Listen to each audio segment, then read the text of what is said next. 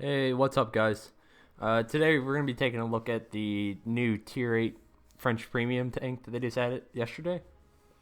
The AMX Modele 58, and it's marketed as an AMX 13105 at Tier 8, and it's not the same as the Tier 10. It's kind of the same model, but the gun's different. Compared to the Tier 10 version, it still has the 3-shot autoloader that you know on the Tier 10, but the alpha's changed, so the alpha damage on the gun is only 300 damage, so you have a clip potential of average around 900, which is decent, but you gotta watch yourself with it because you're not gonna be able to clip out same tier light tanks unless you get high rolls or they've already been damaged. So you have to keep that in mind when playing the tank a little bit and going against other light tanks. Plus you also have to keep in mind with this gun why you really want to avoid facing other light tanks in close range is because of the time difference between shots.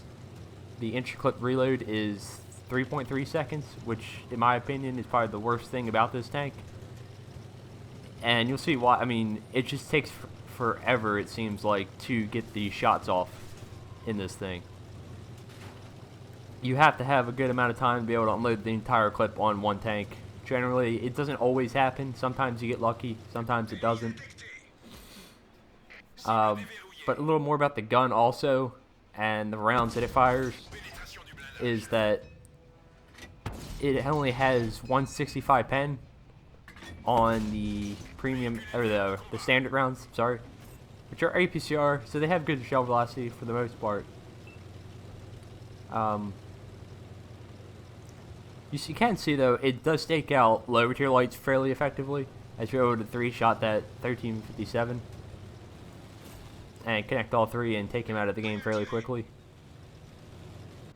But the gun on this isn't that, it's just not that good.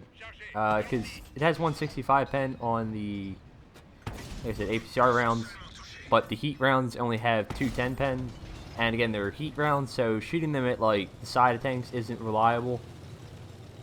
So that's why I only carry 15, which is only a third of the total ammo capacity of this tank, since it holds 45 rounds total, which gives it a good amount of damage potential for a tier 8 light. If you can keep it alive and keep the clips going in, you can rack up the damage pretty quick if you can pen the shots. But again, you're going to have, unless you're facing like tier 7s or lightly armored tanks at higher tiers, you're going to have the rear or side of tanks sometimes maybe will work. But again, the gun is just not that great. I mean, I'm making it look good right now, but just trust me. This is shooting against very lightly armored tanks. Looking at their sides, this is a good, decent matchup. Having this thing in a tier 10 game versus like 705As, E100s, mouse tanks, stuff like that. Even tanks at the same tier that give it issues, or stuff like the KV5, IS3, and tanks like that, you're going to have some issues possibly with standard rounds. Penetrating them unless you get weak spots or you get their side or rear, and even then, like I said, with those Russian tanks it could be an issue. A little more about the gun. Well, the gun has 0.4 accuracy, so you really want to make sure you let the target let the gun aim in all the way when you shoot, because otherwise you're not going to hit anything. And I generally recommend that you don't try to snipe in this. I know this game I'm kind of long range, but you're not going to be able to hit weak spots like the, I mean, not that you'd even probably pen them, but like the Cupolas on that T28, you're just not going to pen it. So I wait till he's sideways on and then I take my shot. And like hitting that little tiny bit on the ice that's poking out, you're probably not going to hit that either. So you really got to be kind of choosy about your shots in this tank, because otherwise you're just not going to pen. And you see even like this, just a slight angle on the Pershing, and it just gets absorbed. So, and then we're able to put one right into the rear of his tank. So you gotta be kind of choosy about it. The tank overall, like I said, the gun isn't that great. Some other things, it has a decent top speed, but it's still a bit sluggish because the horsepower on this thing isn't that high. I think it's in about the 400 to 500 horsepower range. And the view range isn't that fantastic either. I think it's about average for most tier 8 lights, but it's at 380 base view range, which obviously you can get higher, and I probably have it about maxed out with this crew, I believe. But again, you just kind of this tank doesn't do a lot very well. The only thing it has that it does really well, and that's only if you're firing, I guess, a lot. You're able to pen a lot of the standard rounds. Is that it does have a 50% silver multiplier on the tank, which is pretty damn good. The crew XP is only 10%, so you gotta keep that in mind. And here you can kind of see it. I wait until the first shot, it doesn't go anywhere near him. So I gotta wait until I get closer, and I can guarantee that those shots are gonna actually hit and pen. It's just not really wise to try to shoot this thing on the move unless you're very close range, because frankly you're just wasting shells. And when you also only do 900 average damage every 26 seconds, and then you still have to wait about 6 to 9 seconds to unload that clip, thanks to the 3.3 second intra-clip reload, you gotta time it well, basically. Now here it's end game. I'm on full health still, so I'm fine with risking this. He has HE loaded, but he's still not able to hit us. See, the first shot just tracks him, but I know he fired, so I'm gonna take the time to aim and make sure I pen my shot. Because like I said, just RBing on anything, even a tier 7 heavy, you may not pen. Again, 165 average pen. It's not that good. It's just not. But you see, because we fired a lot of APCR there, we made a good amount of silver, 142,000.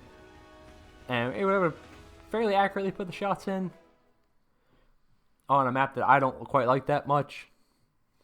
But overall, my opinion on this thing is that it's not really that much. I don't know, it's not worth it that much. I hope they kind of buff it, at least buff the reload time between shells. That would be enough for me personally. Also a pen buff would be nice, because 165 pen at tier 8 isn't that great. It's really not. It's pretty awful, even on a semi-mobile platform, but it's kind of sluggish still. This tank isn't that fast. You're not going to be juking people like in an LTTB or something like that. Now this game was crazy. You're in store for quite a treat, because this was last night. I just have this tank on loan at the moment, so I actually haven't bought this. I don't know if I'm going to buy it. I don't know if I want to spend my own money on it. Yeah, I just don't know. I don't think I am going to. Unless something changes, I don't foresee myself buying this thing. But yeah, part of me wishes it was better, like in the intra-clip reload portion of it. Just buffing that would make it better, because it's an interesting tank doing 900 clip potential at tier 8 on this kind of a platform. It's interesting, and it's a cool concept, but I just think it was hit a little too much with the nerf bat, in my opinion, and it needs a little love, I think, to make it more competitive at tier 8. Because right now you're not going to win against most tier 8 lights. It's just not going to be a thing. As you see, you're bouncing off 122-44s at range, and then you get extremely lucky. I don't know really how that. I guess that is lower plate, but and even in this tier 8 match against, we're going to have some issues, and you're going to see that later on, because they have a large amount of heavy tanks on their team that we're going to have some issues with, and we're going to have to load some heat rounds for, and even that is still iffy. But we're going to start the game off with some easy shots into AMX. And this last one was just speculative. I don't know. It would probably not have taken that. But it's kind of a bush I've been experimenting with because this map isn't that great for light tanks. I don't know if I recommend going here in a tier 9 or tier 10 game, but tier 8 like this, I think I can make it work. Because most of the tanks aren't going to come up this far, or at least you can outrun them. But you're going to see the great pen right here as we're going to bounce off in AMX because yes. But we're able to take him down. And just overall, you can see me looking around in this VK. I'm not even bothering. And luckily their AMX pops up for a second. We're able to put a shot into him. And I kind of want to get him off the board because I know if this thing stays alive, and that's the thing. If this thing can stay alive and get the damage off and keep unloading clips, you're going to rack up the damage, and you're going to see that this game. But it just takes a long time for that to happen, and frankly, that's kind of like the stars aligning in that scenario. Rarely is that going to happen all the time. Most of my games were probably about, and this is me playing the tank, were about around maybe 1500 damage, if that. So just kind of take that and take it with a grain of salt when you watch games like this, or even the one before, that this isn't a indication of what every match is like in this tank. It's just not. I wish it was. But a lot of the times, especially with some of the new maps that have added, that are very corridory kind of based or city based, you're going to struggle to do any kind of damage, especially against like tier 10s. Just, yeah.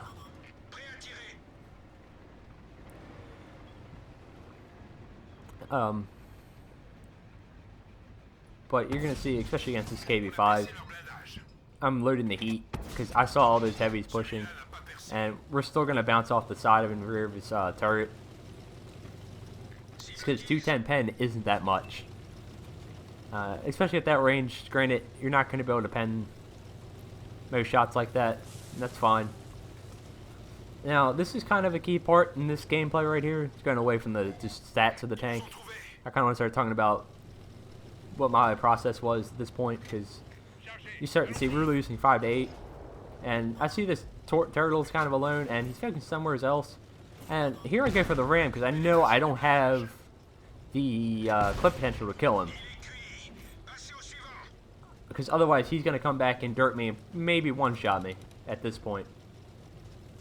So I go for the ram to get like a couple extra hit points off on him. Not something I recommend ramming a lot in this tank, but in that situation I felt it was necessary so that I could kill him and get him off the board with my 3 shots that I had remaining. Now I see these 2 heavies going in against their 2 heavies. Well, super Pershing, I guess. And you see how long it just takes to get the damage off from this. And we're able to luckily just escape him. I think because we ammo racked him, he doesn't really have a shot. He does get a shot on us, I think, here, but luckily it just tracks us, which is good. I repair it right away because I don't think my repair speed is that great. And at this point, I'm just trying to figure out where I want to go. I kind of want to take out that light tank that just fell back, just because I want to control the vision on the map at this point against their 4 heavy tanks. So that's kind of my priority. So I kind of fake like I'm running that way, and then I'm going to go back towards the base here. And my goal was to take out this light tank, but I believe he gets taken out because he just goes right in on these 2 heavies for some reason in a moment. So we're going to switch up our tactics and go around and try to get on this hill back here and try to get shots into the KV5, and I believe it's a D34. But you see where I'm coming into a dilemma with the penetration. Is that the tanks they have left are like an IS-3, T-34, and KV-5. type of tanks that have a lot of armor for tier 8. Or you would think that, but I mean, like the T-34 doesn't have that much like hull armor, and you're going to see even at this range, his entire hull, which is very squishy for most tanks, is basically an auto bounce for us. It's orange, so it's like 50-50, even at maybe not even that, and we're just wasting ammo right here basically.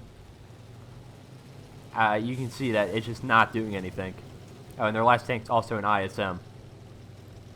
So at this point with those, I need to keep those two heavies alive as long as possible so that I can get some damage off on these tanks while they're distracted and hopefully take one of them out of the game, because it just makes it more manageable for us in the end if we only have to face 3 tanks, say, versus having to face 4, especially on a map this small. Now here I was trying to find the KV-5's weak spot, the R2-D2, but then the ISM just pushes right over. We were able to put a shot into him, and luckily our King Tiger was able to take him off the board, which is good for us. That's a good result. Our main kind of worry here was I just wanted to get the KV-5 off the board because he's trying to like, reverse side scrape here, and there's blind firing where they think I'm at, and I keep kind of changing my position. Just a good idea to do because some people are wise enough to pick up on you. And you see, I think this happens a couple times where I have to reposition. I was kind of choosing maybe to fire at the T-34, but it just wasn't happening.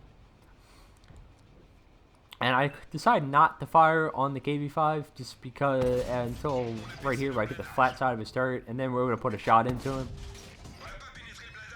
And unfortunately, then he turns his turret just at the last second. And you see, we're still bouncing just very, very precious shots at this point. They're all pushing in 3 tanks. I'm not going to be able to... Me going to help that KV-5 at this point isn't worth it. I'd rather take the time. He's on like a couple hundred hit points. He's going to get taken out by those 3 tanks. So me going over there is not going to do anything at this point. So instead, I make them think maybe I'm still over in that position where I was. So instead, I reposition and to a spot where I think, 1, I can escape easier, and 2, I can still light them up on those railroad tracks, since they just love those railroad tracks so much.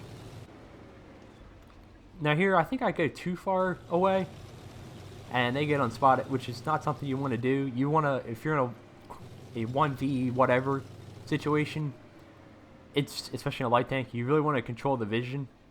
And this T-34 is fighting a good target for us. So he's just side on. Unfortunately, the second shot just kind of, he does the old Neo. But luckily, we're going to get the third shot in there blind. Now, they probably have a good indication of where I'm at. Or at least the T-34 does. So, instead of sticking here, I could probably get maybe a shot off. But they're probably going to come up with their front armor facing me. I'm going to reposition again. I'm still kind of skirting the ridge lines at this point because I was hoping maybe I could spot them crossing in the field. I don't know, possibly. Sometimes people make mistakes like that. My main worry at this point in the game really wasn't the T-34 or even the KV-5. It was the IS-3. I don't think I saw how much health he was on. I think he got shot once, but last time I did see him, he was like 1100 health. But I think he did take 1 hit in that last engagement. So he's my main worry just because the IS-3 armor is very troll, even along the sides. So trying to get along the side of that tank, especially even in this one, when the mobility isn't that great, the circling ability isn't wonderful, it's going to be a little tricky. And now I'm just kind of going on this side of the map, and not expecting this at all, but it is a key moment in the game, and they make a huge mistake. They basically all split up, and we're able to put a shot, and he's able to miss, and we're able to take him off the board, which is a great result. It's just so good for us. Just because you really had something to avoid. This probably is messing with me later or in the future, but you really don't want to separate in a situation like this, especially when it's team destruction. You're not going to cap, so you probably don't want to be splitting up in your heavy tanks against an autoloader. even one that's gun is very underperforming compared to most tanks. I'm probably still going to make you pay for it. At least, or most good players will make you pay for it if they're in an autoloader like this, and they find you alone and kind of swinging in the breeze, I guess, just kind of out there for me to take advantage of. So at this point, I only got 3 minutes left, so I gotta kind of predict what happened to the other two tanks. And my guess is the T-34 and KV-5 went up the hill. But first, I'm gonna just double check, make sure they're not camping like in the corner over there, just real quick. And my guess is they went up the hill and across, and sure enough, we were able to spot the T-34. You see, he's we're probably able to clip this guy, right? But no, not because of the clip reload. You see that 3.3 second aim time, or intra-clip reload time, makes it so that we're not able to take him off the board. Now, we actually probably could have killed this guy, because you see in a second, he actually backs out. And yeah, I probably could have, but I'm going to reposition. We still got a little bit of time left on the game. It's about 2 minutes. We're in a mobile tank. So I'm going to take the fight to him. Again, I only have time for about, I think, 3 more reloads. So we got to kind of be careful. And at this point, we only have 10 shells left. So we're not even going to be able to reload all these shells in time. So we got to make these shots count. I know out of the T-34, I don't need heat for. If I get the side, it's gonna go in. I try not to get spotted here, but he's looking the other way for some reason, so we're gonna take him off the board. And now this is the KV-5, and I'm like, okay, I gotta go search this guy, and luckily he's right here. All I have to do is make sure I don't get shot. And here I'm gonna do a little juke. I'm gonna act like I'm going down here, and as soon as I get unspotted, we're gonna hit the handbrake. And we're going to do an old turnaround and come back around for this guy and hopefully take him off the board. Now, I immediately loaded a heat clip because I know the APCR rounds just aren't going to be enough for this guy. And here we're going to be kind of careful. I'm not going to go around tank first. I'm going to go very slowly so I can have my gun pretty much aimed down by the time I poke. I figure he's going to be sitting in that corner. And he's side on, trying to, I guess, side scrape. And we're able to take him off the board. And we're able to somehow, some way, clutch that game in a 1v3 situation against some heavy tanks. And with this gun that doesn't have that much high penetration. My confidence wasn't that high. But you see that some blind shots came off as well. So we were able to pick up just shy of 7k damage to 6.6k damage. A great result. My overall opinion on this thing, I don't totally recommend buying it. If you're really good with light tanks or something like that, you could go for it, but it's not a tank I would recommend buying at the moment. If it gets buffed or something like that, I think it could be a good tank, or interesting at least to play. But at the moment, I can't really recommend purchasing this tank. It's just my opinion. Hopefully you found this informative and helpful. And until next time, I'll catch you then.